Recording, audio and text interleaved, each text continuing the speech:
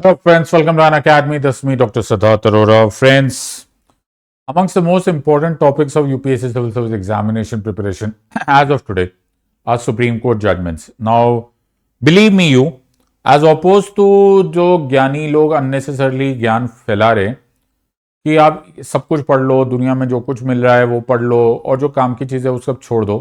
Actually जहां पर सारा डिफरेंस आएगा वो आएगा टेक्निकल एजुकेशन में. UPSC Civil Service examination is based upon technical questions. It is more of why and how. और इसका ही रीजन है कि most of the times, even hard-working, well-intentioned students don't actually go far in this exam. उसका reason ये है कि आपको कोई टेक्निकल लैंग्वेज समझाता नहीं है. Be that in polity, be that in political science, or be that in the Supreme Court judgments. So मैंने ये सीरीज स्टार्ट की हुई है. So we've already done 2 of these parts, that is Supreme Court judgments, which are the landmark judgments. So over the last 75 years we've seen so many landmark judgments. लेकिन इस video में मैं आपको latest of some of these judgements, एक old school judgements होती हैं. Okay, all those judgments, if you look at A.K. Gopalan, Maneka Gandhi, Keshavananda Bharati, Minerva Mills, and so on and so forth. As of today, I'm going to do the latest few judgments जो पिछले कुछ महीनों में हुआ. So we're going to mix it up, right? आपका सिर्फ ये काम है that you start keeping them in your notes और आपको कहीं और से पढ़ने की जरूरत नहीं पड़ेगी. Rest assured, I'm not sugarcoating the actual law, that is Supreme Court, what Supreme Court has laid down. लेकिन I will simplify it as much as is possible and becomes palatable for everyone. तो बड़े ध्यान से सुनोगे तो Hindi, English, Urdu, Farsi, Punjabi, Gujarati, Marathi सबको समझ में आ जाएगा. So be very closely watching every video and you will be able to understand this. So ये है latest judgments. All you wanted know about landmark judgments and as the screen is shouting out that it is new and updated. ये बिल्कुल brand new topics है और brand new judgments है. Kind of judgements जो शायद ज्यादातर लोग पढ़ते भी नहीं है, बट ऐसा करना मत, बिकॉज 2018 में हादिया केस का जजमेंट आया था एंड 2019 में, if I am not wrong, Hadiya case से रिलेटेड क्वेश्चन आ चुका था. Last year right to privacy पे क्वेश्चन आ चुका था. तो ऐसा नहीं होता कि आपने सोचा कि जी मैंने नहीं पढ़ा तो कोई बात नहीं. Sorry, you are going to be in very major soup if you don't study these judgements now. So start करने से पहले कुछ अनाउंसमेंट्स है. सबसे पहले मेरा टेलीग्राम चैनल, जो लोग ज्वाइन करना चाहते हैं इस वीडियो को पॉज कर लो और इस कोड को स्कैन कर लो. You will be able to join my Telegram channel. उसके साथ साथ एक बड़ी ही मेजर अनाउंसमेंट है, that is from the Unacademy. ये एक एब्सोल्युटली मैसिव स्टेटमेंट है. 9 मंथ्स का तुम कोर्स लेते हो, 9 मंथ्स का एक्सटेंशन मिलता है. 12 मंथ का कोर्स लेते हो, 12 मंथ का फ्री एक्सटेंशन. 18 महीने का कोर्स लेते हो, 18 मंथ का free extension plus 50% off. Do you realise कि शायद ही कोई ऑर्गेनाइजेशन इतनी मददगार साबित होगी for anyone for that matter, जो अपने एस्पिरेंट्स को इस तरह का मौका दे रहे. Financial reality UPSC civil service journey की एक बड़ी इंपॉर्टेंट रियलिटी है. Make sure that you take the full opportunity का पूरा फायदा उठाओ. और याद रखना, ये 17 दिसंबर को कोर्स, ये ऑफर खत्म हो जाएगा. So many new courses are coming. I don't think you should be missing any of these. Either ways, coming back to the topic, तो पहला हम एक एक करते हैं. तो प्लीज अपने नोट्स खोल लो, right. Start making some small short notes for all of these, ताकि जब एग्जाम की तैयारी हो तो you don't start scurrying for यार कहां पर लिखा है, क्या लिखा है. जो भी है मैं तुम्हें बहुत ध्यान से और अच्छे से समझा दूंगा. As I told you, language should not be an issue. थोड़ा बहुत इंग्लिश, थोड़ा बहुत हिंदी, थोड़ा बहुत पंजाबी, थोड़ा बहुत उर्दू, तमिल, मलयाली, असमी सब बोला जाएगा. ओके, जो मुझे उस टाइम पर लगेगा कि कौन सी भाषा में बोलना चाहिए. आइडिया ये है कि तुम्हें समझ में आना चाहिए. आइडिया ये है कि तुम लोग एजुकेटेड होने चाहिए. Let's try and understand this part. So पहला जो जजमेंट है, it has to do with the precious right of spousal privacy. पहले लिख लो, बहुत सारे लोगों के ऊपर से ये टॉपिक का नाम भी चले जाएगा. The precious right of spousal privacy. ठीक है जी. तो स्पाउजल प्राइवेसी पहले होता क्या है? हस्बैंड और वाइफ एक दूसरे के स्पाउस कहलाते, राइट. मियां बीवी एक दूसरे के स्पाउस कहलाते. पति पत्नी एक दूसरे के स्पाउस कहलाते। नाउ द सिचुएशन यहां पर यह है कि बड़ी अजीब सी बात है, ऐसा बोला जाता है कि एक बार शादी हो गई, हस्बैंड और वाइफ हो गए, तो ये दो बदन एक जान हो गए। इन अदर वर्ड्स कि यार ये दो अलग अलग बॉडीज है but actually they are similar entity, ऐसा बोलते हैं। Okay, for the time be. In fact तुम्हें जानकर बड़ी हैरानी होगी कि इनफैक्ट आप किसी हस्बैंड या किसी वाइफ से इवन ड्यूरिंग इंटरोगेशन अगर उसको कुछ इंफॉर्मेशन मालूम भी है ना अपने रिस्पेक्टिव स्पाउस के बारे में, तो तुम उससे स्नैच नहीं कर सकते। ये एक तरह की प्रिविलेज इंफॉर्मेशन है, ये मैं तुम्हें बड़ी काम की बात बता रहा हूं। सो द वाइफ को मालूम भी है कि जो हस्बैंड ने कुछ गड़बड़ किया है, लेकिन वो हो सकता है वो जानते हुए भी उसको रोक सकती है कि मैं नहीं बताऊंगी, and vice versa also with the husband. So Indian evidence act is very clear on this part, इसमें आप किसी तरह का छेड़खानी नहीं कर सकते। तो हर तरह से सोचा जाए तो यार ऐसा लग रहा था कि हस्बैंड एंड वाइफ, पति पत्नी जो होते हैं, वो तो दो बदन एक जान है। ओके, इन अदर वर्ड्स एक दूसरे से क्या छुपा। ओके, तो मैं रंग शरबतों का, तू मीठे घाट का पानी। ओके, अब दोनों को कैसा चेंज करने का, दोनों डिफरेंशिएट कैसे होने के। इट जस्ट सीम्स कि यार इवन लॉ इनके फेवर में। नाउ ऐसा सोचकर अगर एक पति ने, नाउ ध्यान से सुनना, ऐसा सोचकर if the husband starts snooping on his wife in the sense कि वो उसका फोन रिकॉर्ड करने लग जाए, टैपिंग करने लग जाए, या फिर प्राइवेट इन्वेस्टिगेटर किसी को ढूंढ के उसके ऊपर तहकीकात करने लग जाए, कहां जाती है, क्या करती है, and so on and so fourth, या फिर उनकी जो प्रिविलेज या फिर जो प्राइवेट कन्वर्सेशन है वो उसको सुन रहा है, रिकॉर्ड कर रहा है, is it allowed? Now on first basis मुझे ऐसा लग रहा है कि अगर आप इसको बिल्कुल प्लेन रीडिंग के फॉर्म में देख लो, ओके, अगर आप इसको बिल्कुल प्लेन रीडिंग के फॉर्म में देख लो, तो शायद ऐसा लग भी रहा होगा कि हां क्यों नहीं कर सकते। अभी तो सर आपने बोला था कि दो बदन एक जान है, so why not, it should be allowed. I hope you understand, let's argue.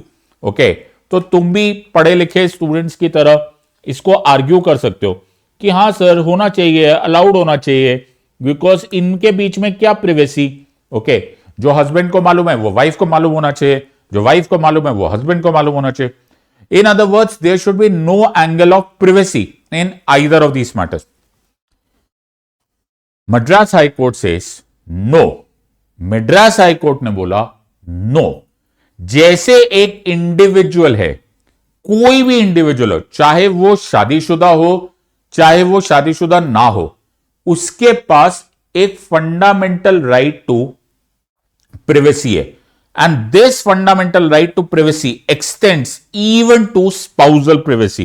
It extends even to spousal privacy. So Madras High Court says spousal privacy is a fundamental rights and documents violating it are not evidence.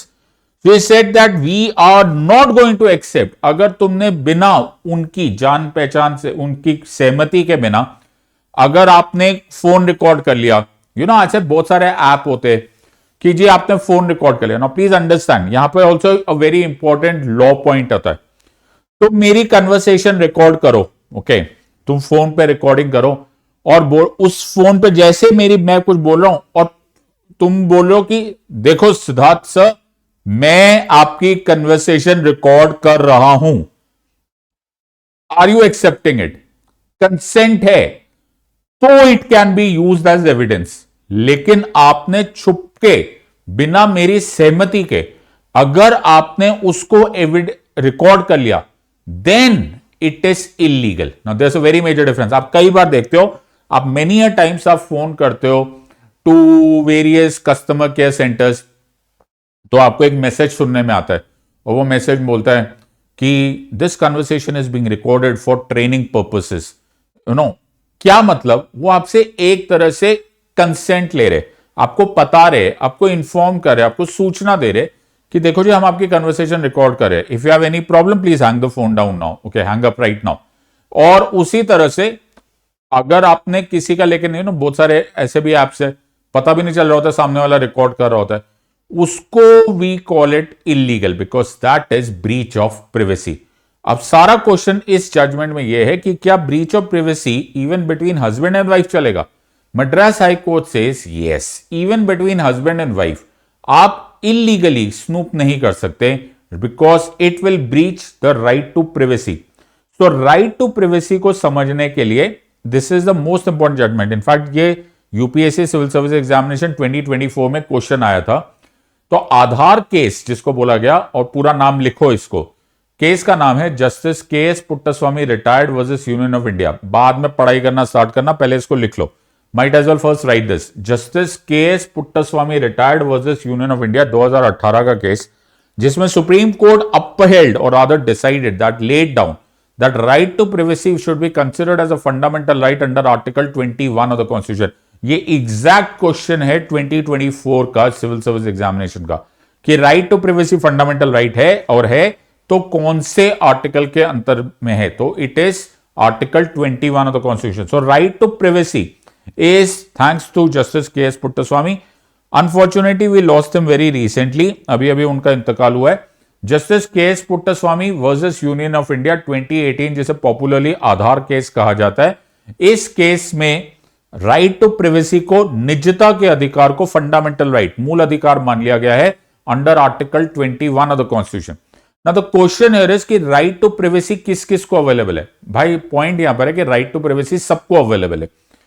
अब इस पर एक और question ये आता है कि sir right to privacy किस हद पे इंटरफेयर किया जा सकता है। आई am not even using the word violet. So let's see, कल आप आधार कार्ड बनाने जा रहे हो और वो तुम्हें बोलते हैं कि अपना ना फिंगरप्रिंट दो ना। देखा जाए तो ये तुम्हारी पर्सनल इंफॉर्मेशन है, बट स्टेट को आपने देना पड़ रहा है। उसी तरह से अगर कभी पुलिस इन्वेस्टिगेशन हो गई, भगवान ना करे तुमको कभी एफआईआर हो गई, तो तुम्हारा ब्लड सैंपल लिया जा सकता है, तुम्हारे से हैंडराइटिंग सैंपल लिया जा सकता है, डीएनए सैंपल लिया जा सकता है। क्या लिया जा सकता है? बिल्कुल लिया जा सकता है। तो ये तो बड़ी अजीब सी बात हो गई। एक जगह पे आ गया right to privacy is my fundamental right, correct. On the other hand and supreme court has upheld it, correct. But मैंने ये भी एग्जांपल्स देखे that many places right to privacy होते हुए भी स्टेट यानी कि सरकार यानी कि कोई भी एनफोर्समेंट एजेंसीज मुझसे बहुत सारे ऐसे इंफॉर्मेशन मांग सकती है और तुम लोग मुझे बोलते हो कि मुझे देना पड़ेगा। So where do we draw a line? Is there a line? Is there any situation where I can say, no, I will not share my information, or yes, I will have to share this information? So where is the entire line in all of this situation? Let's try and understand this answer. इसके लिए आधार case को detail में पढ़ना पड़ेगा। आधार case में बोला गया triple test. I said triple test, तीन चीजों का टेस्ट करना जरूरी होता है। ट्रिपल टेस्ट के अनुसार सबसे पहले स्टेट को अलाउड है मेरी प्रिवेसी में इंटरफेयर करना if number 1 it is necessary. ये नेसेसरी होना चाहिए।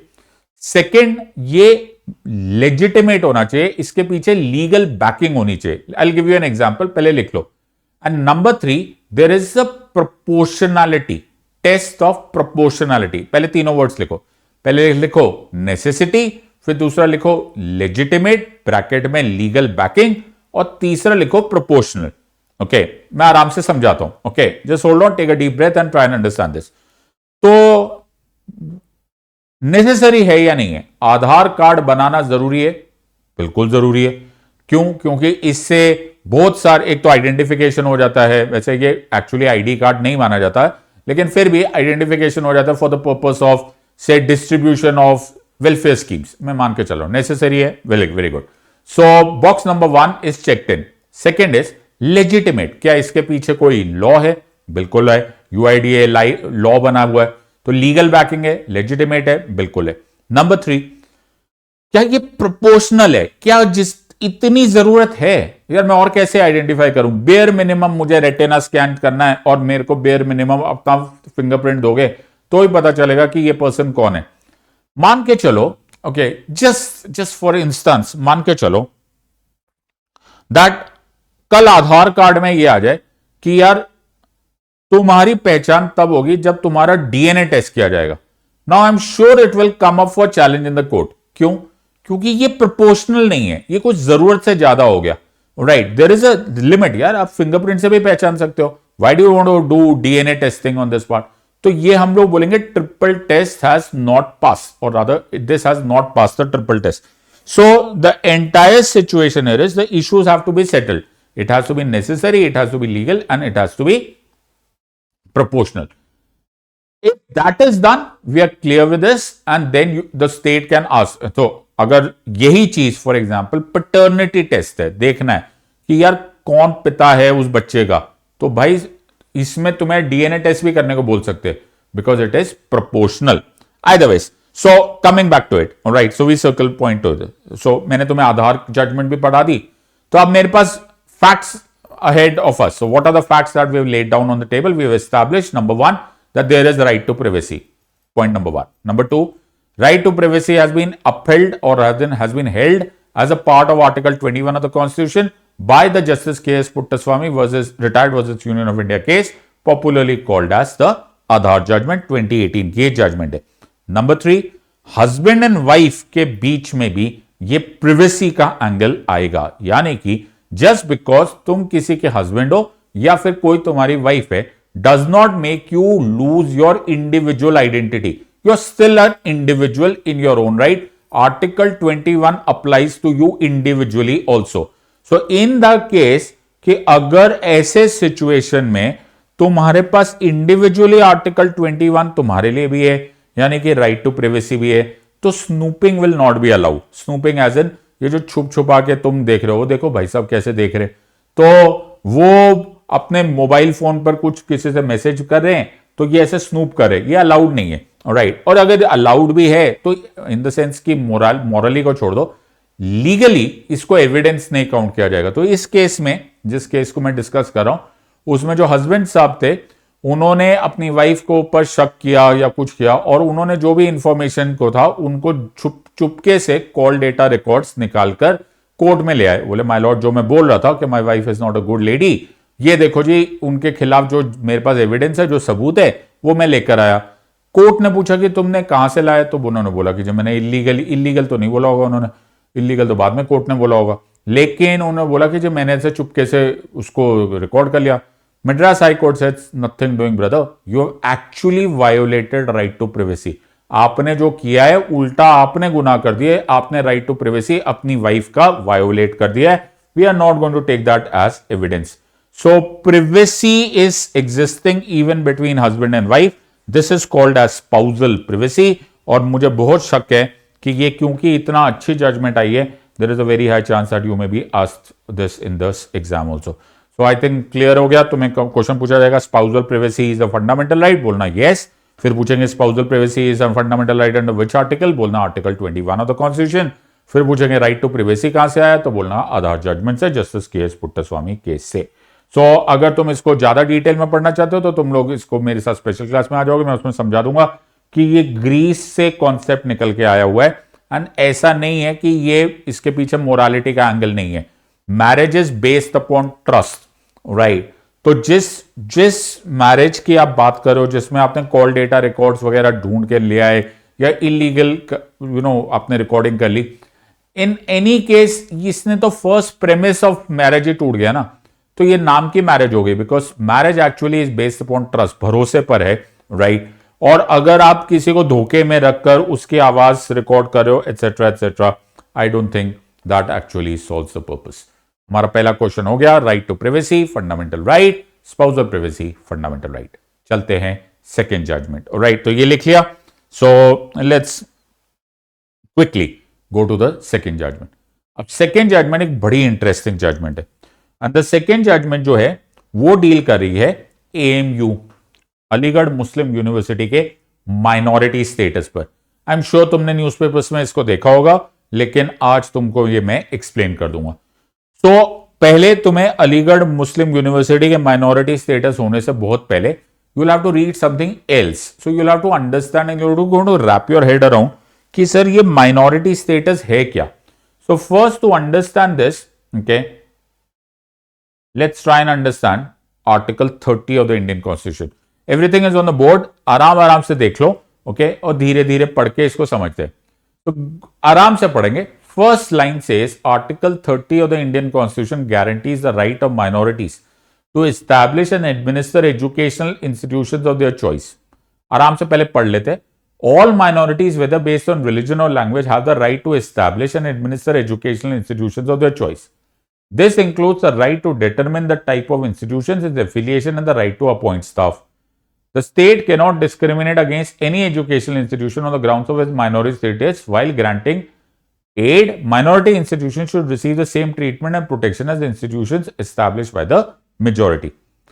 जितनों को लोगों को समझ में नहीं आया, don't worry, I will explain every word of it and every alphabet related to it. First of all, coming back to the word minority. अल्पसंख्यक is the word that actually comes closest to the definition of the word minority. Why do I say, or why do I choose to use the word comes closest to? Because मेरे constitution में, मेरे देश के constitution में minority word को define नहीं किया गया. All we have mentioned is article 29 and article 30, जिसे कल्चरल एंड एजुकेशनल राइट्स बोला जाता है. लिखते चले जाओ, जो मैं बोल रहा हूं उसको लिखते चले जाओ. You will become a champion. You will understand this subject far better than you have imagined ever before कि you could have understood. But for the time be just write down. So मेरे constitution में article 29 and article 30 में minority word use जरूर किया हुआ है, but the constitution does not spell out what does actually minority mean. So we'll have to understand from various Supreme Court judgments what minority means. In a very simple definition, it is Alpasankyak, the non-dominant population in terms of number. तो minority word को Britishers ने और बाद में मुस्लिम league ने इसको बड़ा अच्छे से यूटिलाइज किया. ब्रिटिशर्स ने डिवाइड एंड रूल पॉलिसी के लिए इसका भरपूर प्रयोग किया. कम्युनल इलेक्टोरेट सिस्टम स्टार्ट हो गया था इंडियन काउंसिल्स एक्ट ऑफ 1909 में. तुमने हिस्ट्री में और पॉलिटी में दोनों इसको पाठ पढ़ा होगा. मॉर्ले मिंटो रिफॉर्म्स में कम्युनल इलेक्टोरेट सिस्टम में मुस्लिम्स को बोल दिया गया कि आपके अपने कुछ सीट्स ऐसी होंगी जिसमें केवल मुस्लिम कैंडिडेट्स होंगे, and what is even more interesting is कि उसमें केवल मुस्लिम वोटर्स होंगे. अदरवाइज ब्रिटिशर्स का ये कम्युनल जो इलेक्टोरेट सिस्टम था, ये वो जहरीला बीज था which actually ultimately culminated into the partition of India और पाकिस्तान बना दिया गया.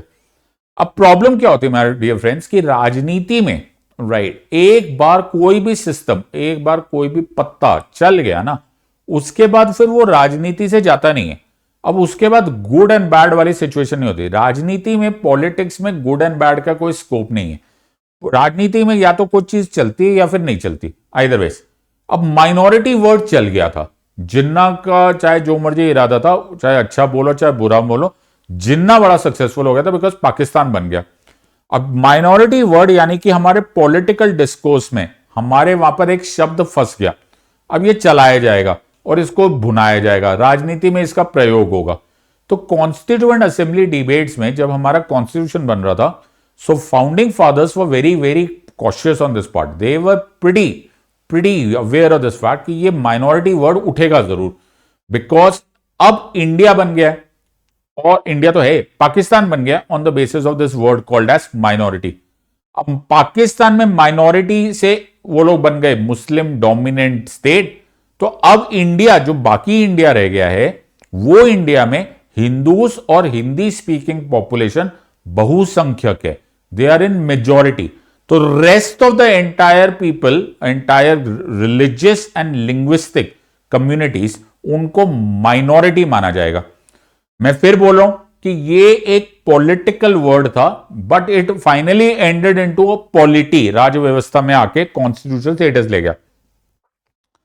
Now Baba Saheb was very clear about this, founding fathers were very clear about this कि ऐसा हमारा देश होने वाला नहीं है. हमारे यहां पे सबकी इक्वालिटी होने वाली है. We have justice, political, social, economical, but to ensure that the fears are calmed, कि यार किसी के मन में ये ना रह जाए कि जी हम तो रिलीजियस या लिंग्विस्टिक माइनॉरिटी. रिलीजियस मतलब धर्म के अनुसार, लैंग्वेज के अनुसार लिंग्विस्टिक माइनॉरिटी है, इसीलिए हमारे ऊपर हिंदूज या हिंदी स्पीकिंग डोमिनेशन करेंगे. तो बाबा साहब ने बोला डोंट वरी, मैं तुम्हें दूंगा आर्टिकल 29 एंड आर्टिकल 30.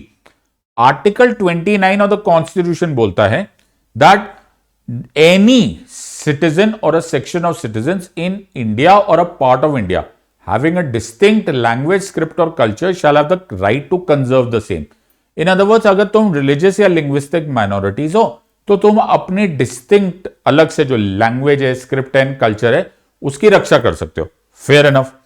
फिर ख्याल ये आया कि जी ये रक्षा करेंगे कैसे, ये पॉइंट भी तो है जी, आ तो गए लेकिन ये रक्षा करने वाले कैसे। सो रक्षा करने के लिए आता है आर्टिकल 30। आर्टिकल 30 बोला कि अगर आप रिलीजियस या लिंग्विस्टिक माइनॉरिटी हो बेस्ड ऑन रिलीजन और लैंग्वेज, तो तुम अपने रिलीजन और लैंग्वेज के अनुसार कोई भी एक एजुकेशनल इंस्टीट्यूशन बना सकते हो। इस एजुकेशनल इंस्टीट्यूशन का ऑब्वियसली काम यही होगा दैट आप इसमें अपने डिस्टिंक्ट लैंग्वेज, स्क्रिप्ट और कल्चर को बचा सकते हो, आप स्टाफ अपॉइंट कर सकते हो, आप सिलेबस डिटरमाइन कर सकते हो, आप अपनी एफिलिएशंस कर सकते हो, आप अपना सिस्टम चला सकते हो।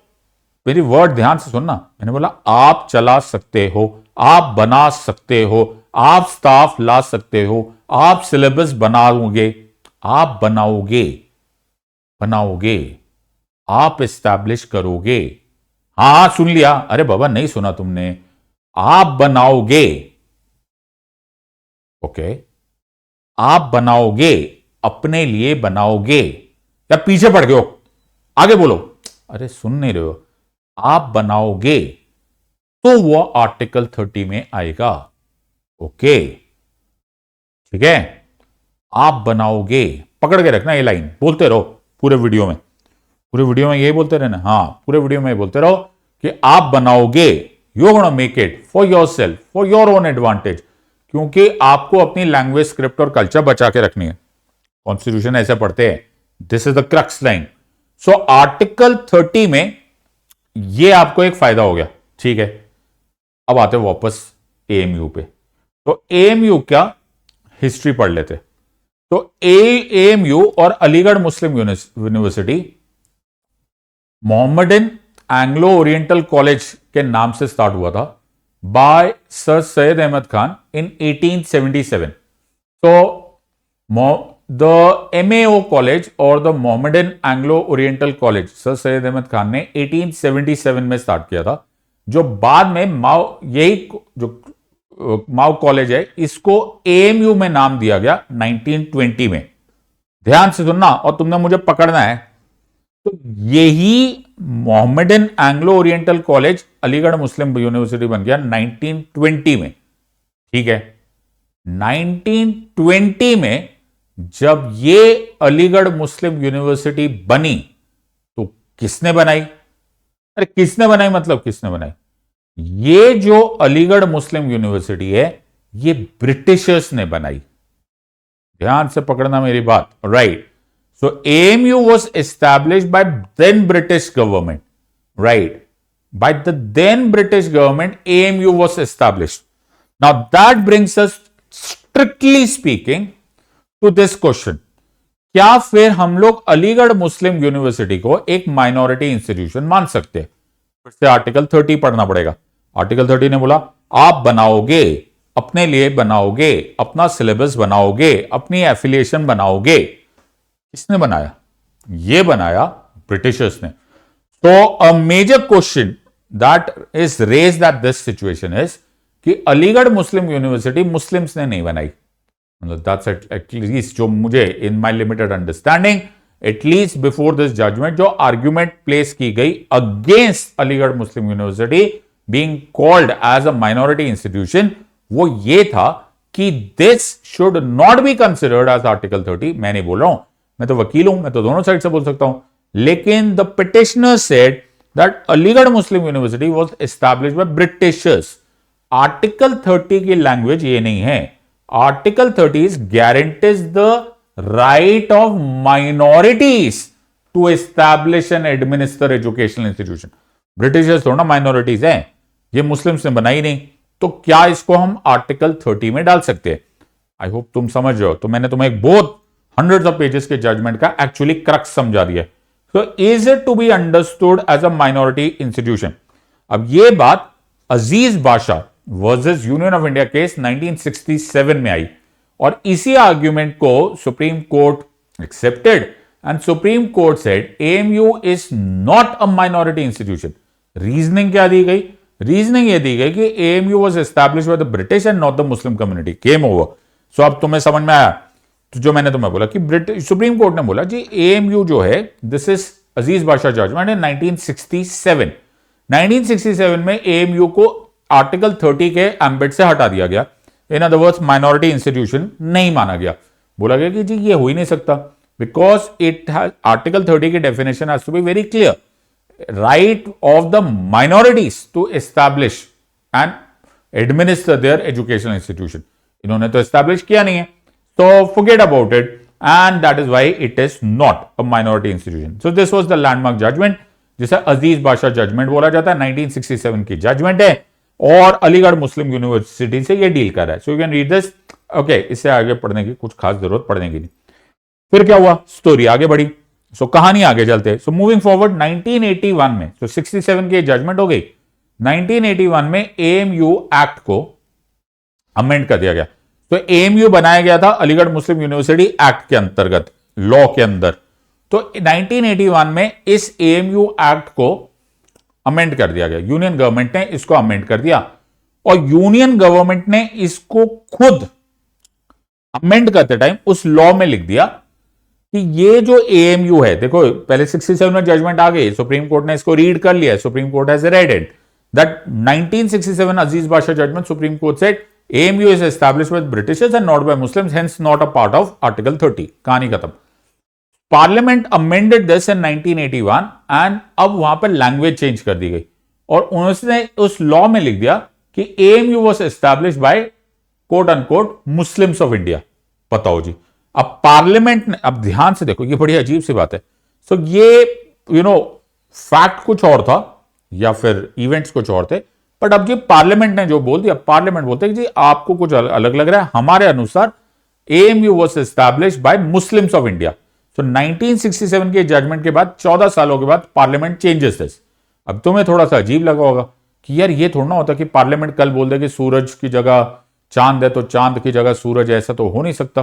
बट आइदर वेज ये उन्होंने कर दिया। 1981 के इस अमेंडमेंट को इलाहाबाद हाई कोर्ट में चैलेंज कर दिया गया कि ये क्या है, ऐसे कर सकते हैं क्या, can you just change this. तो 2005 में इलाहाबाद हाई कोर्ट ने इसी अमेंडमेंट को देखा और उसको स्ट्राइक डाउन कर दिया। बोले ये क्या टाइम पास है, you can do this, right, जो है सो है, तुम्हारे कहने से थोड़ा ना कुछ चेंज होने वाला है।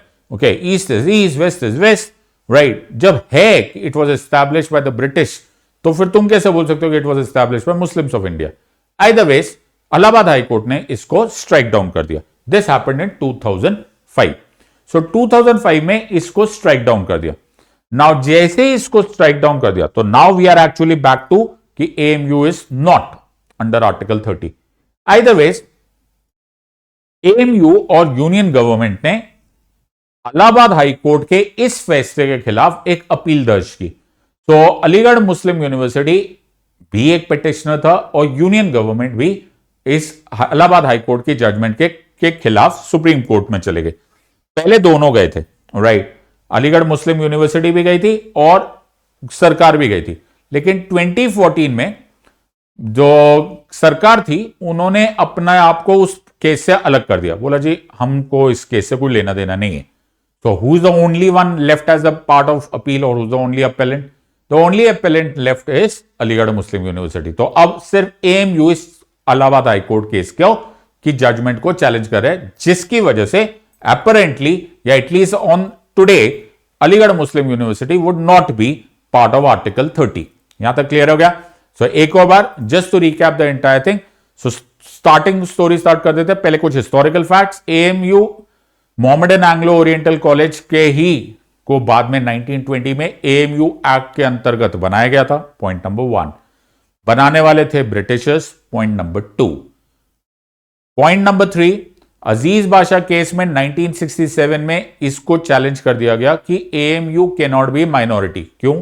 क्योंकि आर्टिकल 30 में it is very clearly, it comes out, it pops out very simple that it has to be the job of the minority to establish this institution। तुमने minority ने establish करना चाहिए।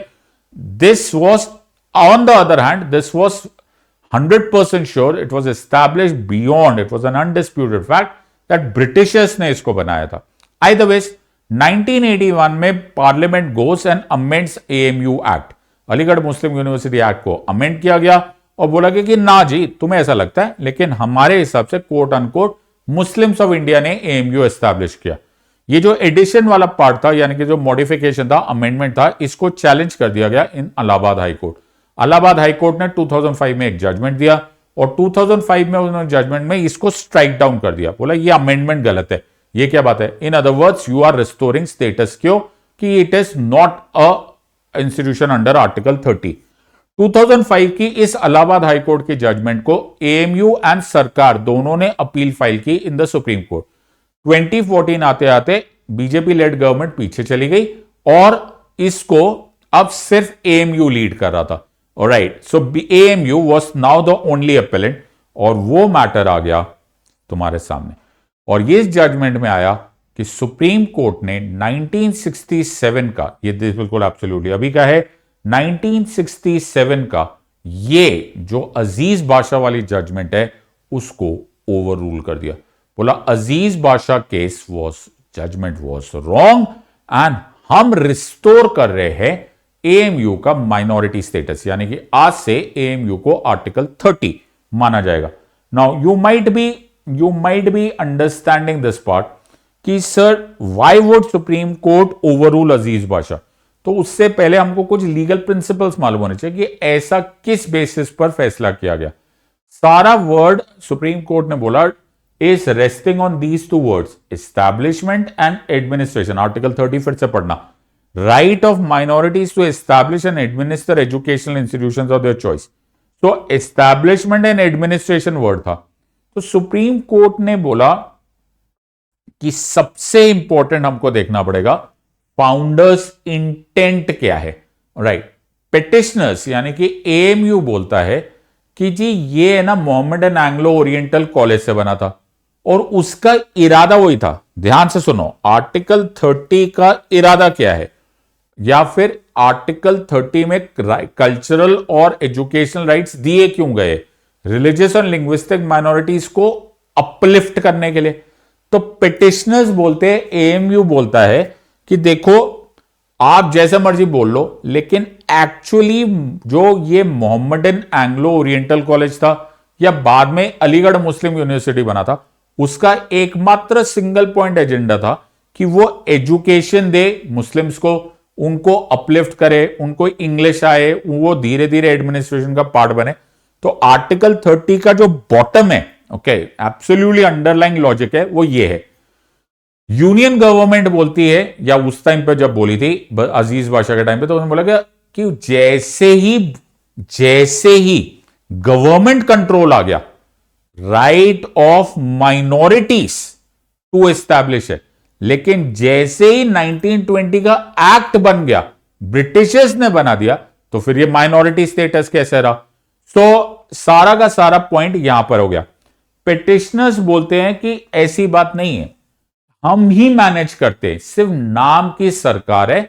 हम जो अलीगढ़ मुस्लिम यूनिवर्सिटी है उसमें एक कोर्ट है, कोर्ट वो वर्ड यूज करते हैं, वो बोलते हैं कि जो ये ब्रिटिश इन्वॉल्वमेंट है वो सिर्फ नाम मात्र थी, एक्चुअली तो हम अपने इंस्टीट्यूशंस को खुद ही मैनेज करते थे।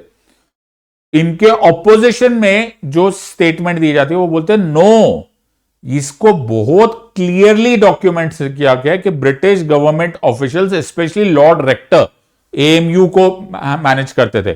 So it is your word against my word. तुम बोलते हो कि ब्रिटिशर्स सिर्फ नाम मात्र थे, हम बोलते हैं कि Britishers were playing a huge role in this. तो ये दूसरा है।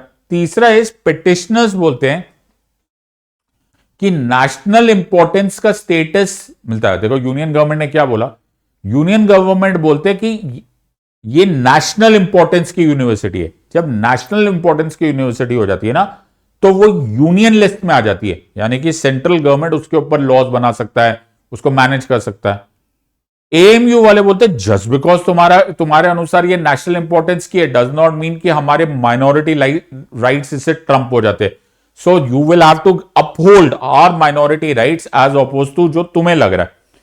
तो सुप्रीम कोर्ट ने रीसेंट जजमेंट में क्या बोला? सुप्रीम कोर्ट ने बोला जस्ट बिकॉज एक लॉ की वजह से बना, 1920 में एएमयू एक्ट की वजह से बना, it does not take away minority status of AMU.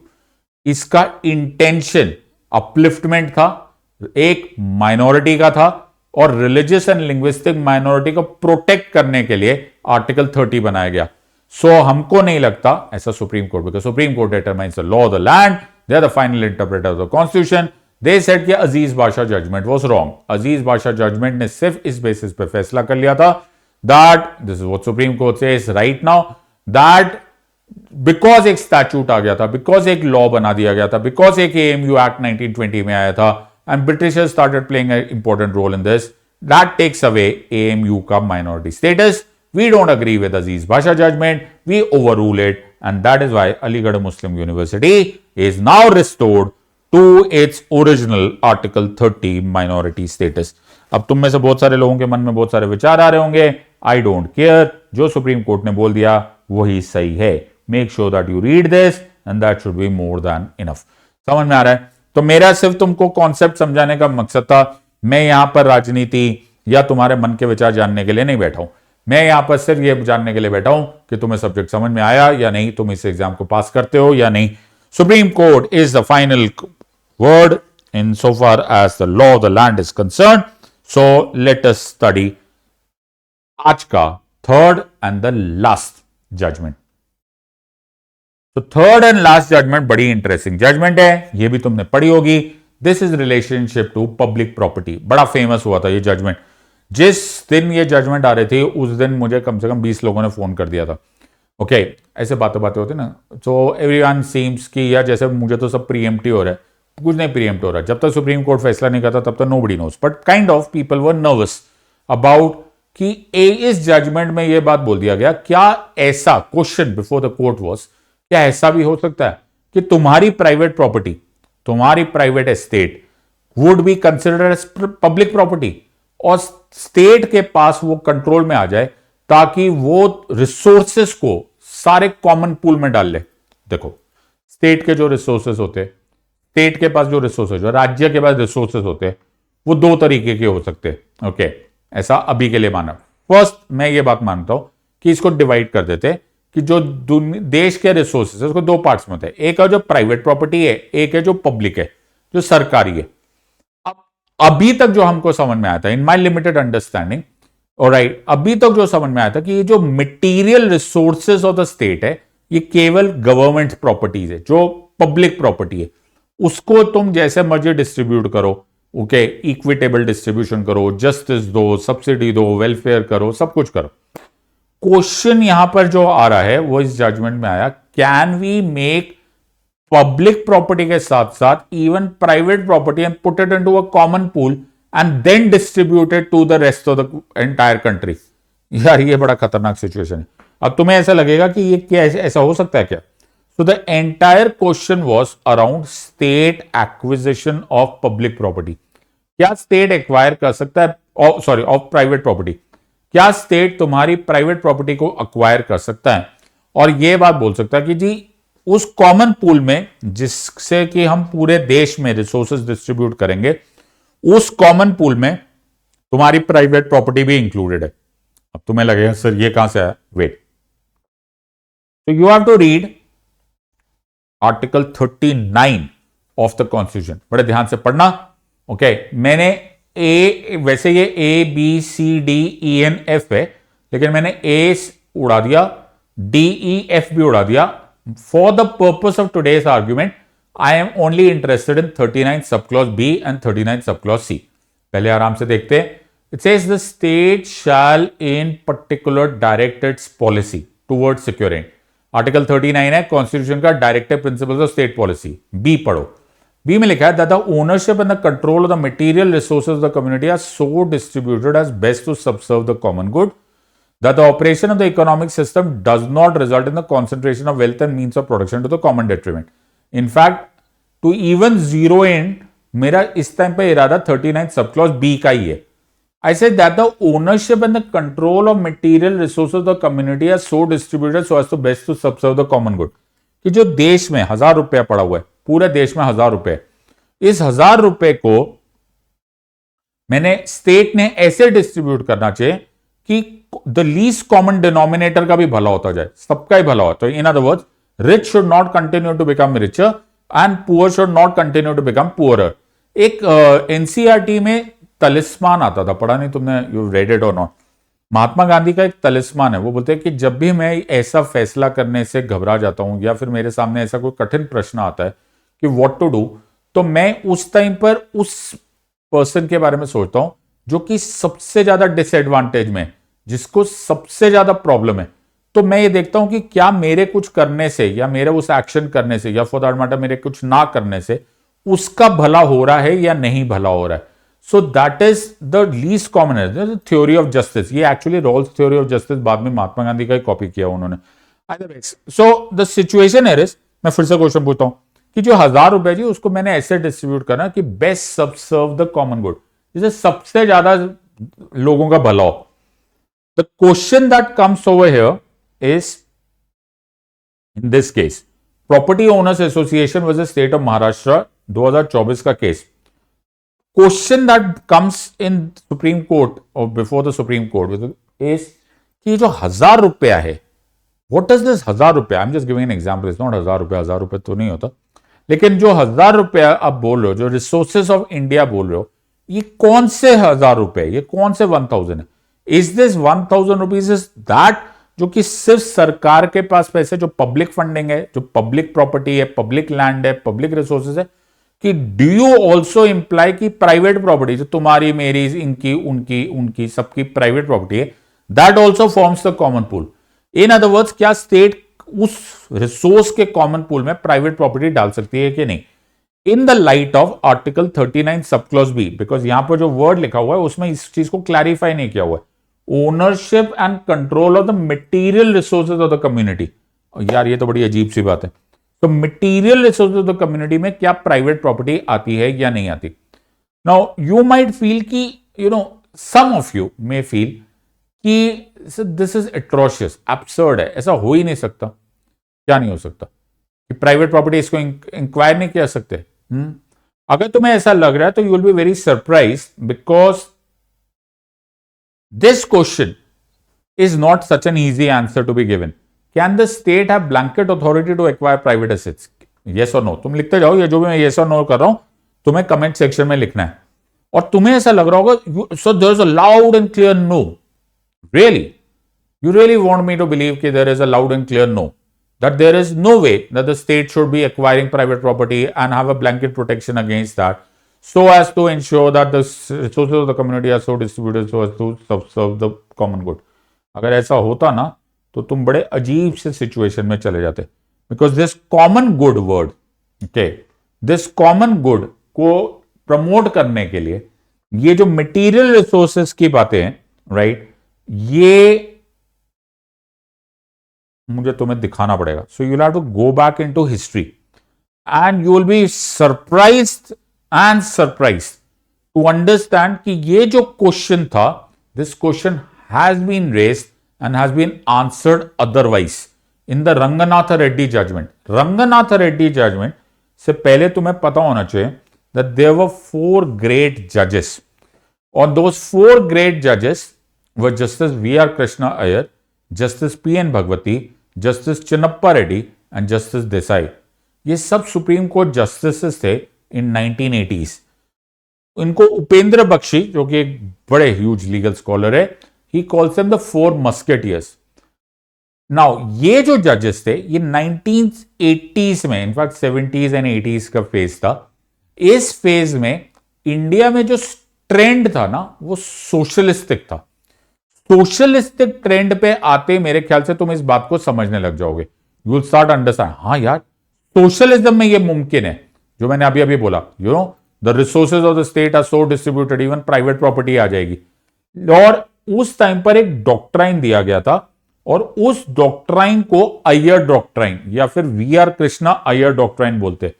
तो जस्टिस अय्यर ने एक्चुअली, वी.आर. कृष्णा अय्यर हमारे हमारे justice of the supreme court, उन्होंने बोला था कि material resource of the community में दोनों आते, privately owned as well as state owned.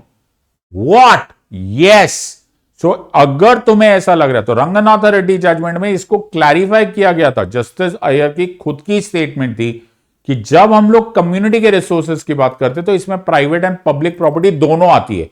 And this is what has come the point of argument as of now. तो I read justice V R Krishna की statement, right, and says कि yes, we include this part, but thankfully the Supreme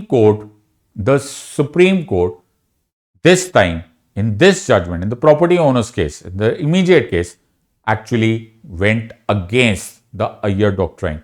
And this is what the Supreme Court said. Supreme Court said to declare that Article 39B includes the distribution of all private resources amounting to endorsing a particular economic ideology and structure for our economy. Justice Krishna's judgment in Ranganath Reddy was influenced by a particular school of economic thought. The interpretation adopted in Sanjeev Koch, which is Chinappa Reddy and Ranganath and Bhim Singh Ji judgment, is rooted in a particular economic ideology. उस time socialism का जमाना था, आज practically एक capitalism का जमाना है, specially after the 1991 LPG budget, the liberalisation, privatisation and globalisation के बाद अब हम इस स्टेटमेंट को नहीं दे सकते। तो सुप्रीम कोर्ट की इस जजमेंट की हेडिंग देखो, लिखा supreme court's historic ruling redefines private property rights, favours market economy over state control. So 9 जज बेंच ने फैसला किया कि वो जमाना कुछ और था जब अय्यर डॉक्ट्राइन माना जाता था। That Iyer doctrine which said कि रिसोर्सेज ऑफ द स्टेट का मतलब प्राइवेट एंड पब्लिक बोथ होता है, अब वो नहीं है। तो if you notice on this part, okay, this is Iyer doctrine, the Iyer doctrine is no longer applicable. तो प्रॉपर्टी राइट्स जो है, okay, will no longer be included in this part. This ruling marks a milestone in private property rights with public welfare. हम दोनों चीजों को साथ में लेकर चल सकते हैं। मैं तुम्हारे प्राइवेट प्रॉपर्टी को भी उतनी इज्जत देना चाहता हूं जितना इस देश के वेलफेयर स्कीम्स को देना चाहता हूं। We can not be socialist in the definition of marxist socialism, but हम लोग अपने वेलफेयर स्कीम्स कंटिन्यू करेंगे, but from only public resources. तो अगर तुम्हें क्वेश्चन आएगा कि can private property be included under material resources of article 39 sub clause b in the latest judgement, say no. The answer here is no, you can not be including this part. So common good करेंगे, लेकिन private property को हम उतनी ही value देंगे जो एक capitalist economy में दिया जाता है। सो आई होप मैंने तुमको ये डिफिकल्ट पार्ट को थोड़ा सा समझा दिया है। I hope you have enjoyed this. 3 बड़े अलग अलग लेवल पे लेकिन बड़े लेटेस्ट जजमेंट से, make sure that you take notes of it. आज हमने जो तीनों केस, स्पाउसल प्रिवेसी, एएमयू की minority status and public property, all of this must be included in your notes. इसको पढ़ोगे, क्या पता नेक्स्ट एग्जाम में ही क्वेश्चन आ जाए। I hope you have enjoyed this. Drop in a comment, let me know तुम्हें ये बात समझ में आई। These are very difficult judgements, but I think I was trying to simplify it and I hope my message is taken. In the words of an academy, let's crack it. Until next time, God bless, thank you, and Jai Hind.